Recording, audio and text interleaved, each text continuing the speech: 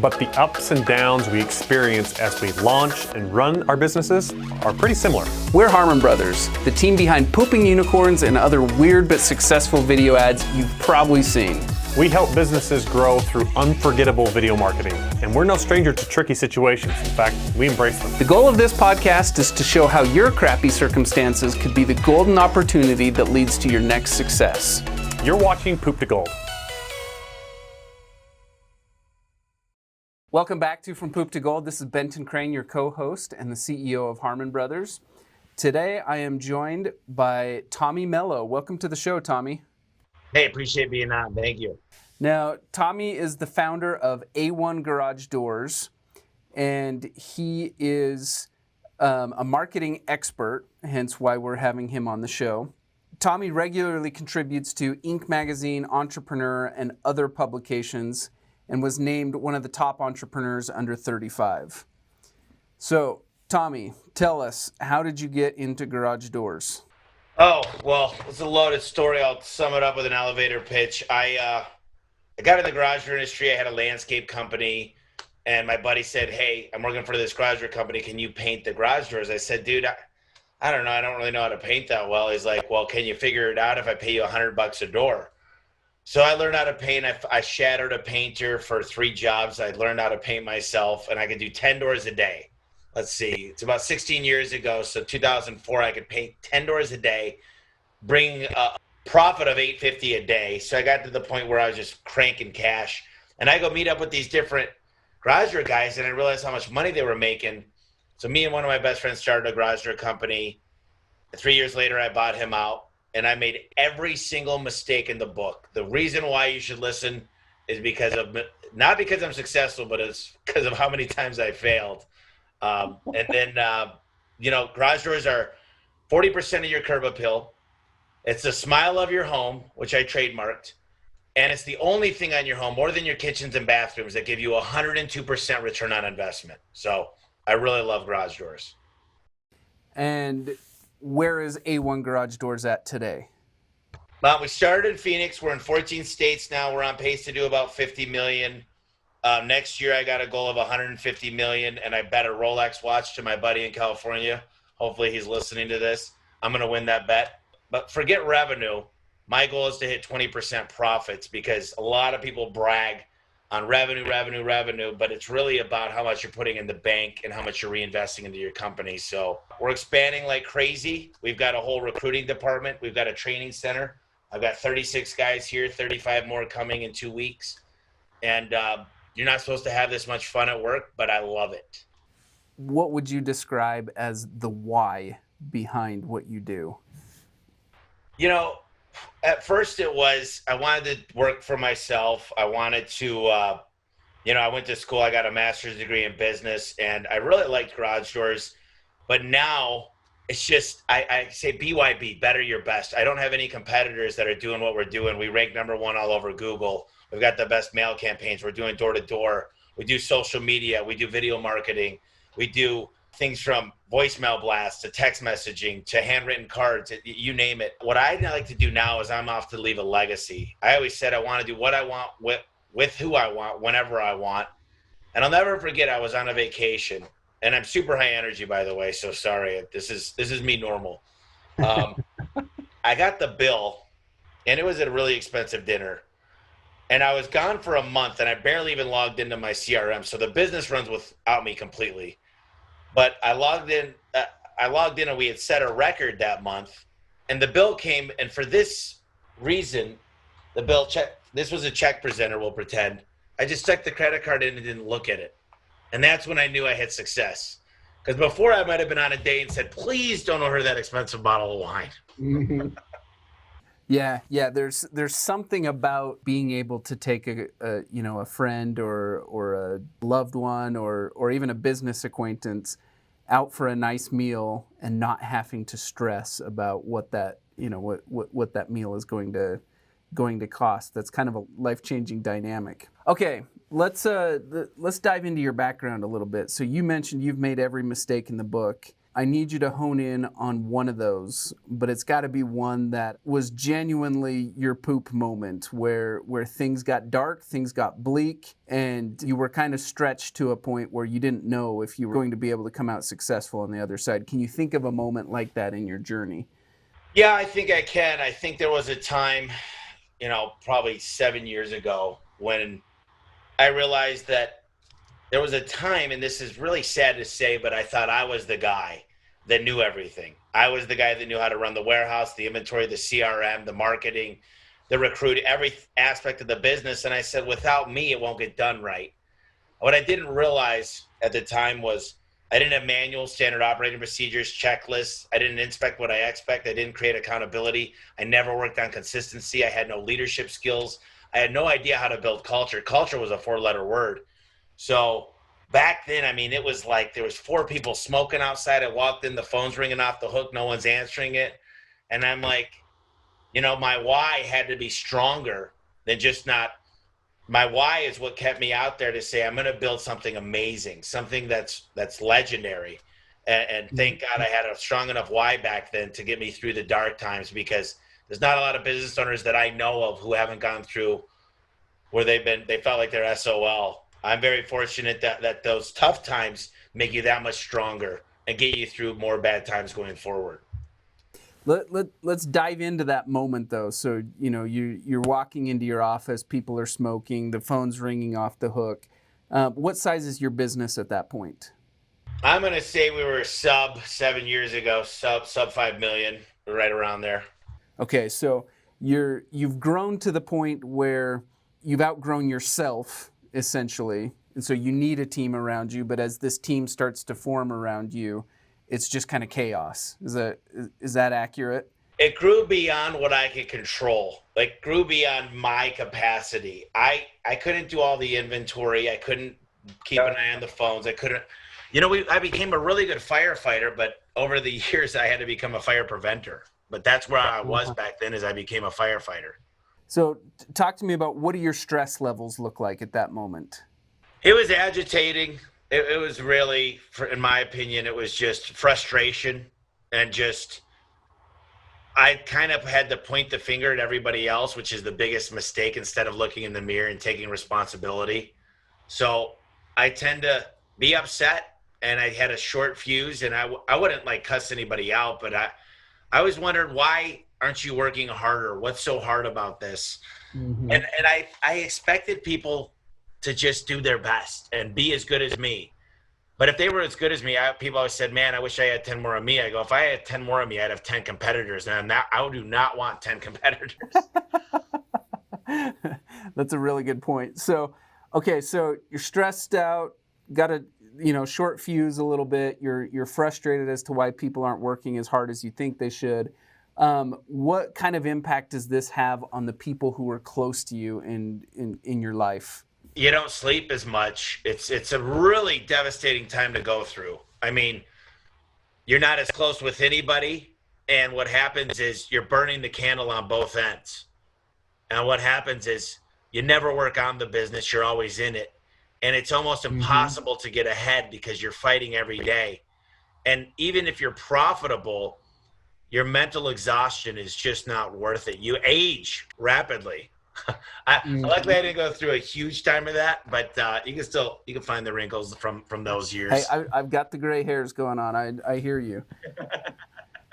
I can really empathize with a lot of what you're saying here. Let me ask this question. Is this one of those moments where you realize, I built this business because I wanted to be able to do what I want, when I want, with who I want, but now the business is starting to control me, and now I'm reacting to what the business is demanding of me? Did you experience any of that in that moment? Yeah, I definitely felt like I lost control.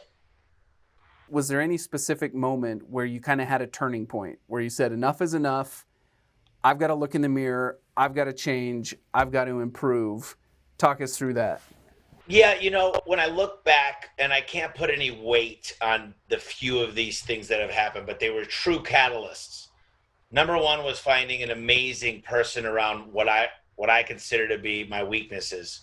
So someone that was really good at operations. So I hired around my weaknesses. And I found I'm the dreamer, I'm the visionary. I've got a plan. I'm a marketer and a salesman. So I started to hire around my weaknesses. And Adam was the first guy in 2014 where he came on and he helped me set up a CRM. He helped me run technology systems.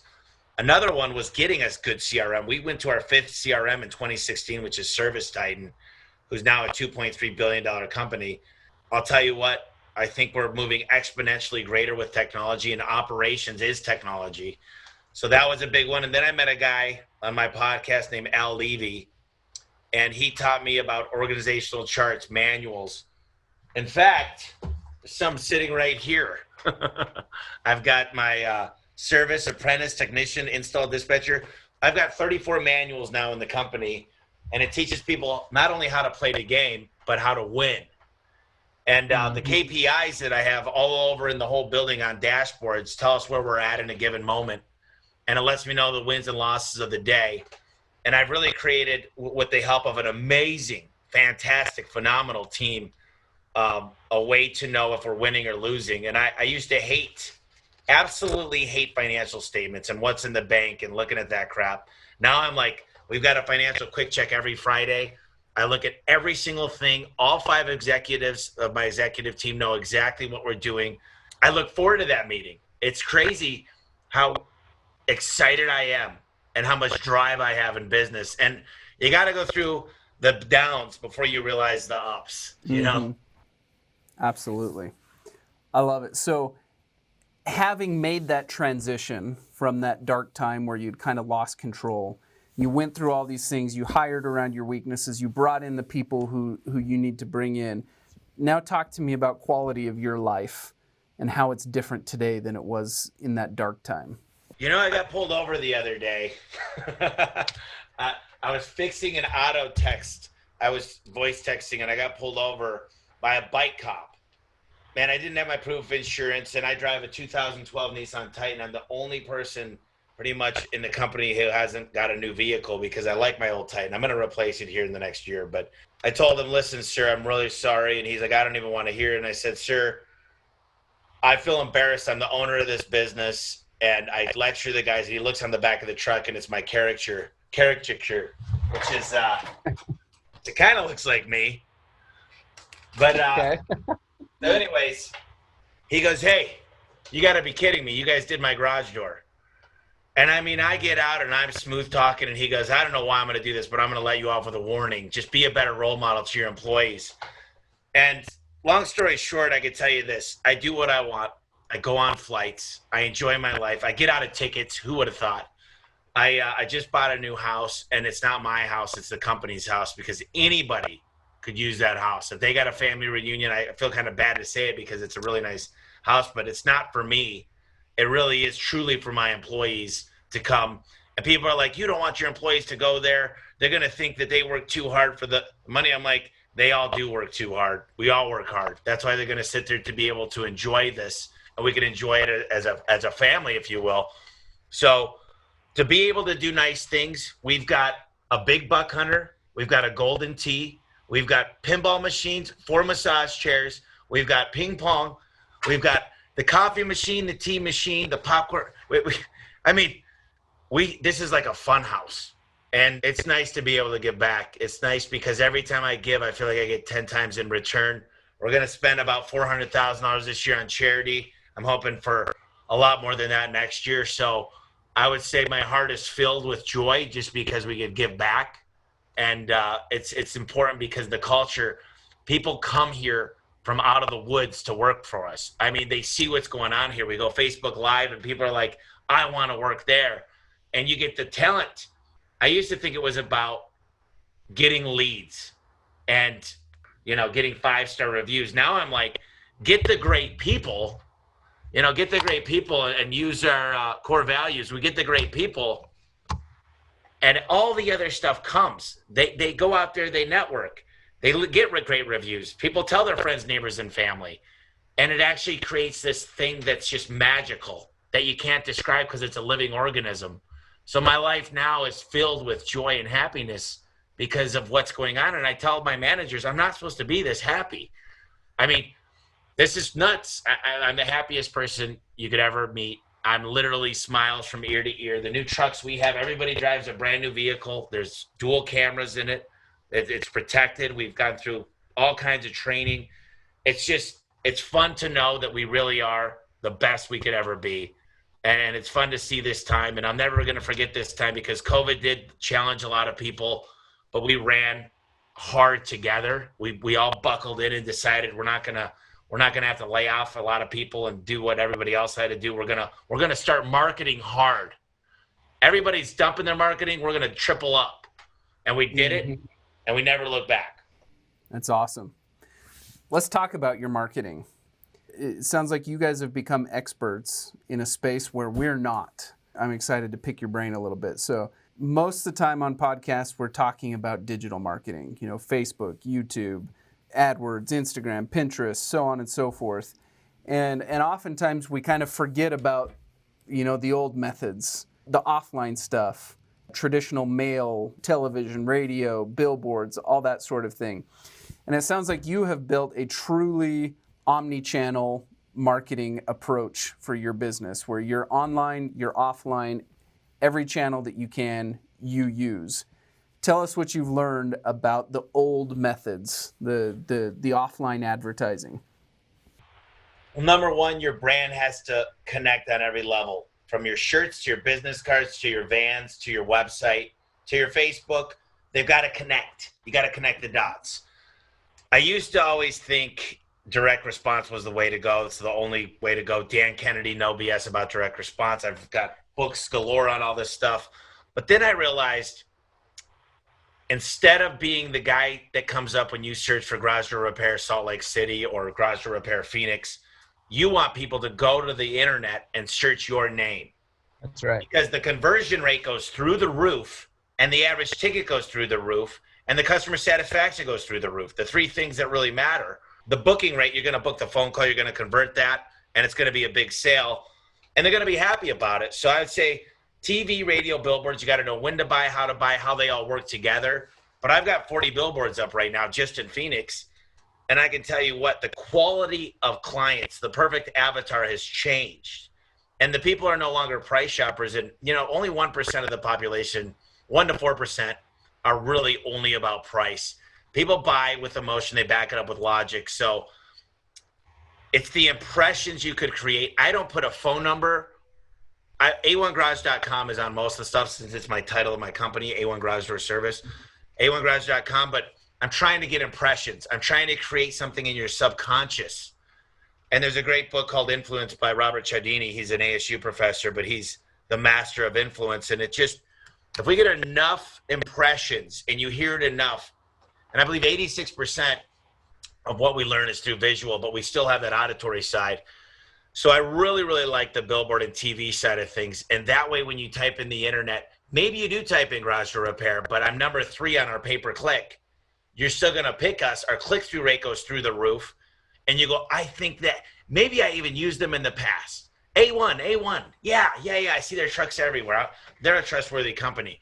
And you've already made the decision, so it's an investment. There's a lot of stuff I do online that's crazy what we're able to do with TV now even is programmatic. I think the big thing is you could take the same thing on digital billboards. You could take the same thing on regular billboards. You could say, how many impressions does it get? You could look at mailers. I could find out married, divorced, income. I could find out if they got a garage. I could find out if they got a pool. A lot of people like this shotgun approach. See, I don't mind a shotgun approach to start with, but it better become a laser focused rifle shot as you start to progress. And once you got enough data, the data is worth more than crude oil at this point. Data is how you build a business. And by understanding the avatar, not only what they need to see, but when they need to see it is the most important thing. And it's fun to look at these non-traditional or traditional forms and marry them with the new ones, because some people say, yeah, that doesn't work. And I'm like, no, it never works when you give it 1 month time. When COVID happened, the major stations like Fox and all the NBC, ABC, they were 5 times the viewership at a fifth of the cost. Wow. And who would not, 5 times 5 is 25 times. It's pretty simple, the math. And so we attacked And I mean, our phones rang off the hook, man. And we were just like, we're hiring when everyone else is firing and laying off. So I think it's a really good way to go, is to learn about it. And I don't like to be second best. If you look at this core value, the second one is aspire to be number one.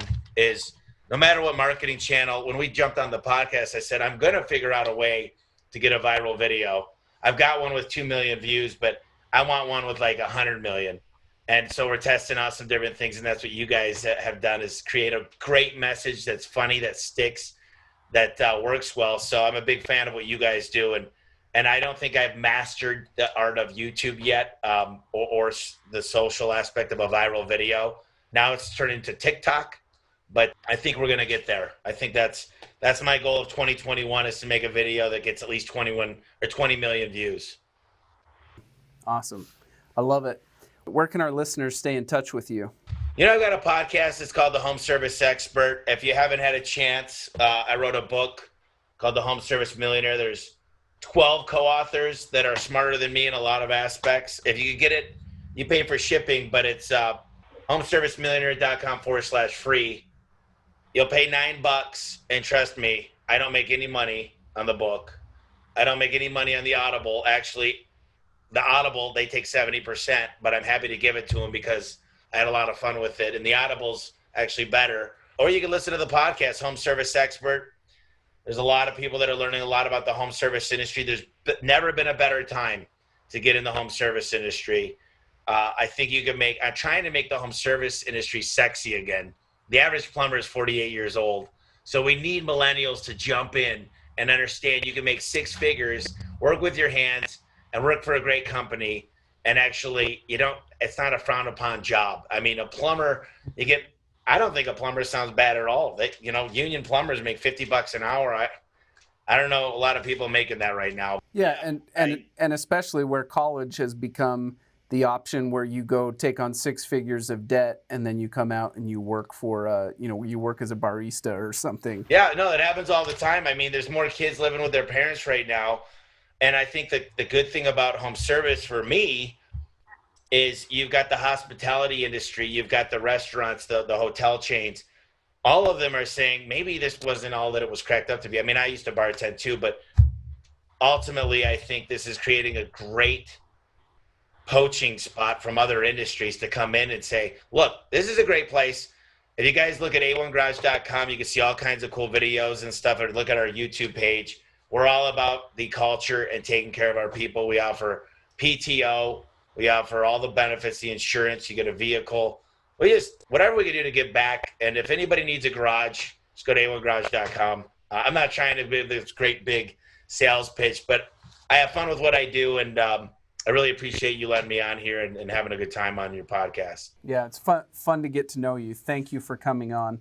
So for our listeners, if there's anything that Tommy said that connected with you, make sure to follow up, check out his book, check out his website. And of course, if anyone wants to learn more about how Harmon Brothers does what we do and how we market the way we do, check out harmonbrothersuniversity.com. And otherwise, just make sure to like, share, and subscribe, and we'll see you on the next one. Thanks. At Harmon Brothers, we're known for what we call our hero campaigns. These are big nationwide campaigns for brands like Squatty Potty, Poopery, Purple Mattresses, Lumi Deodorant, and many others. What makes these campaigns special is that they've helped scale those businesses by tens of millions of dollars each. Now, companies reach out to us on a regular basis wanting a hero campaign. They want that type of growth, they want that type of branding, and they want that type of awareness. But the simple reality is, most businesses and entrepreneurs aren't yet quite ready for that level of growth. So we've built what we call a hero incubator that is designed to help entrepreneurs and companies prepare for a hero campaign and to be ready for the type of growth that they're looking for. The hero incubator starts with a marketing audit. We offer these marketing audits for free, and you can apply for one at harmonbrothers.com/audit.